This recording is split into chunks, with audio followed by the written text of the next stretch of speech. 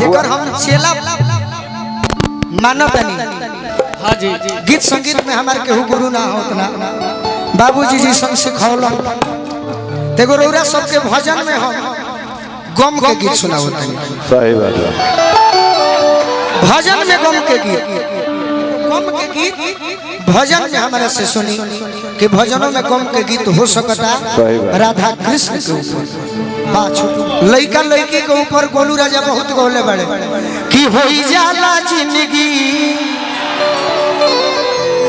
बेकारे हो दिलवा टूटले पजाना बेकार लगा बेकार होला।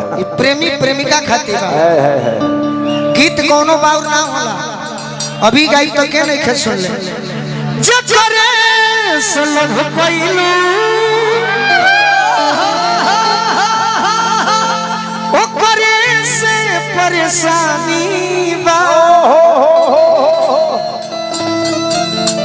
ए सनमी करम तारे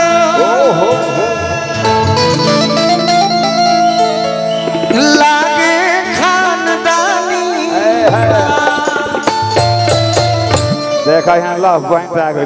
अब ये तो कमी बा। रुका भाई दे लेबे तो खोली सबे तो खोलिए के देता रे बन को के दी। सही बात इहो खोलो जानते जुड़ावला पर लूट ले ले सो। अच्छा खुदरा 10 पैसे ना हो कि जाए तो कौन दिक्कत देखे। हमारे जान पैसा उड़ावे के चीज ना काहे अंजनी चाचा ऋषिकेश भैया बड़ी कान में बत्ती आवेला। अरे आदरा ना कुछ और ही नहीं बोलो तक एक आदत हो गई। पैसा उड़ावे के चीज काहे ना बताई। एगो तो लक्ष्मी है गोड़ से धंगा जाई है दूसर का बा कि जौन गायक के संगे रहे न सब लइका बा अब मिली 4000 अब भोरे पूछबा तो कहे सके भैया 2500 रहे का कर लो रात में ड्यूटी कर दो 10 पिस्टल रही है सना तो घाटा में पड़ी है गोलू राजन ये लउड़ावे के नहीं के। हां हां अभी गीत खराब बा जानी चाचा तहार हमार ऊपर बा दिल जे बनावल उपगले नु होई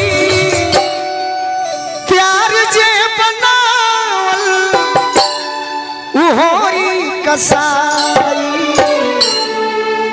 ले ला प्यार के कसाई हवे कि अब ही तनिक लागी बद में बुझाई घोटलो घोटाई ना रनिया मिठाई। ए गाना बजाता ना भाई पैसा लोग दे।